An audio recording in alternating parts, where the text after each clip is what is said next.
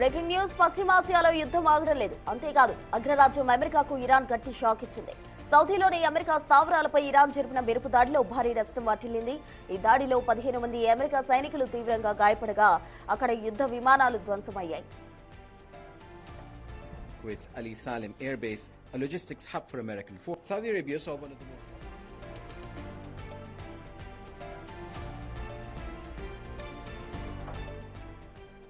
మరోవైపు ఇరాన్ కు మద్దతుగా హౌతీలు కూడా యుద్ధ రంగంలోకి దూకారు. ఇజ్రాయెల్ ను లక్ష్యంగా చేసుకుని హౌతీలు దాడులకు తెగబడుతుండటంతో పరిస్థితి మరింత ఉద్రిక్తంగా మారింది. దీనికి ప్రతిచర్యగా ఇజ్రాయెల్ సైన్యం టెహ్రాన్పై వైమానిక దాడులతో విరుచుకుపడుతోంది. అటు లెబనాన్పై జరుగుతున్న దాడుల్లో ఇప్పటికే పలువురు ప్రాణాలు కోల్పోయారు.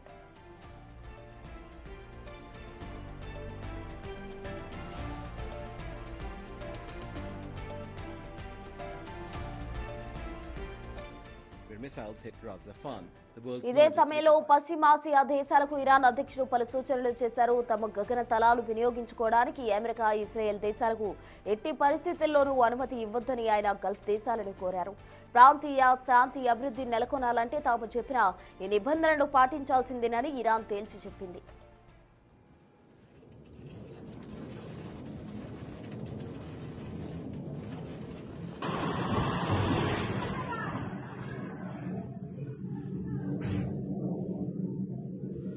Allahu Akbar!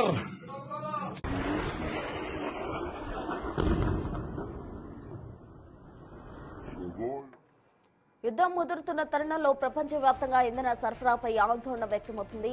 అయితే అత్యంత ప్రమాదకరంగా మారిన హర్ముజ్ జలసంధి గుండా భారత్కు చెందిన 2 భారీ గ్యాస్ నౌకలు సురక్షితంగా ప్రయాణించాయి. BWELM, BWTYR అనే ఈ 2 నౌకలు సుమారు 90,000 టన్నులకు పైగా ఎల్పీజీతో భారత్ వైపు వస్తున్నాయి.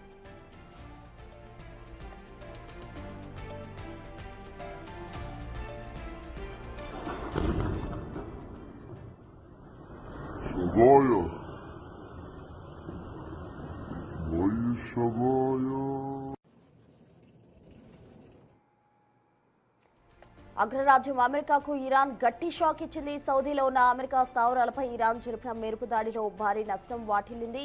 లెబనాన్ పై అటు విమానాలతో అమెరికా స్థావరాలు లక్ష్యంగా చేసుకుని లెబనాన్ పై కూడా దాడి చేయడం జరిగింది. సౌదీలోని అమెరికా స్థావరాలు ధ్వంసం చేసేందుకు ఇరాన్ గట్టిగా ప్రయత్నించిన క్రమంలో అటు అమెరికాకు చెందిన వైమానిక దళాలు కూలిపోయినట్టు కూడా తెలుస్తోంది. ఈ దాడిలో 15 మంది అమెరికా సైనికులు తీవ్రంగా గాయపడగా అక్కడ యుద్ధ విమానాలు ధ్వంసమయ్యాయి. మొత్తంగా ఇరాన్ కు మద్దతుగా హౌతీలు కూడా యుద్ధ రంగంలోకి దూకారనే చెప్పాలి. ఇజ్రాయెల్ ను లక్ష్యంగా చేసుకుని హౌతీలు దాడులకు తెగబడుతుండటంతో పరిస్థితి మరింత ఉద్రిక్తంగా మారింది. దీనికి ప్రతిచర్యగా ఇజ్రాయెల్ సైన్యం టెహ్రాన్ పై వైమానిక దాడులతో విరుచుకుపడుతోంది. అటు లెబనాన్ పై జరుగుతున్న దాడుల్లో ఇప్పటికే పలువురు ప్రాణాలు కోల్పోయారు.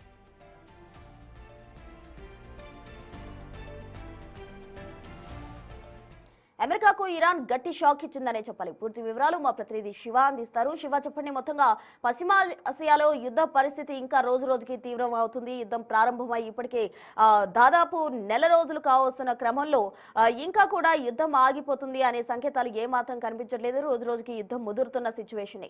అటు అమెరికా వైమానిక దళాలపై ఇరాన్ దాడి చేసిన పరిస్థితి, మరి ప్రతిచర్యగా అమెరికా ఎటువంటి దాడి చేయబోతుంది, ఎలా ఉండబోతుంది పరిణామాలు?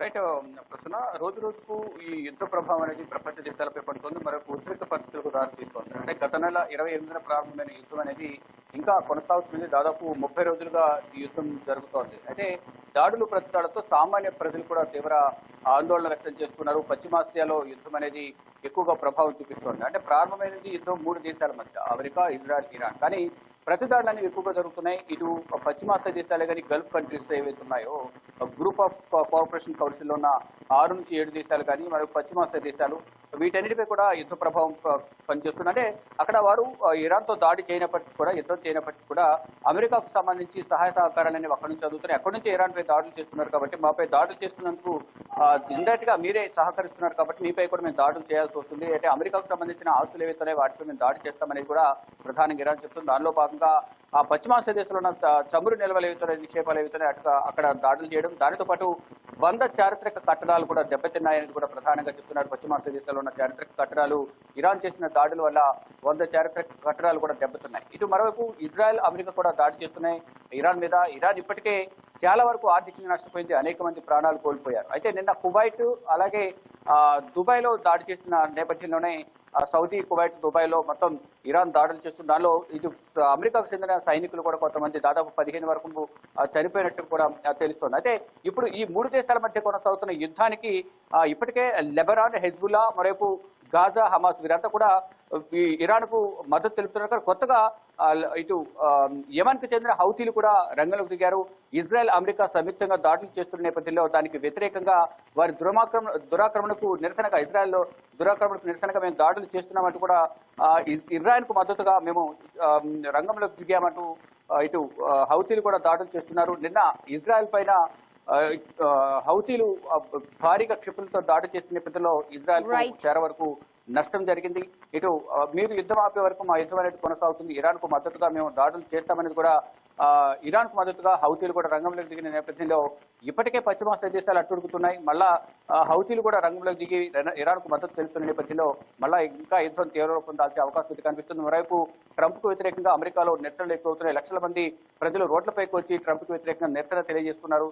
యుద్ధం ఆపే విధంగా చర్యలు తీసుకోవాలి, లేని పక్షంలో అమెరికా ప్రజలు తీవ్ర ఇబ్బందులు ఎదుర్కొనే అవకాశం ఉందనేది కూడా అమెరికన్ కు సంబంధించిన ప్రజలందరూ రోడ్లపైకి వచ్చి నిరసన తెలియజేస్తున్న నేపథ్యంలో వీరంతా కూడా కొంతమంది వామపక్ష భావజాలం ఉన్న నేతలు రోడ్లపైకి వచ్చి నాకు వ్యతిరేకంగా నిరసన చేస్తున్నారంటూ కూడా ట్రంప్ ఆ నిరసనను కొట్టిపారేస్తున్న పరిస్థితి కనిపిస్తుంది.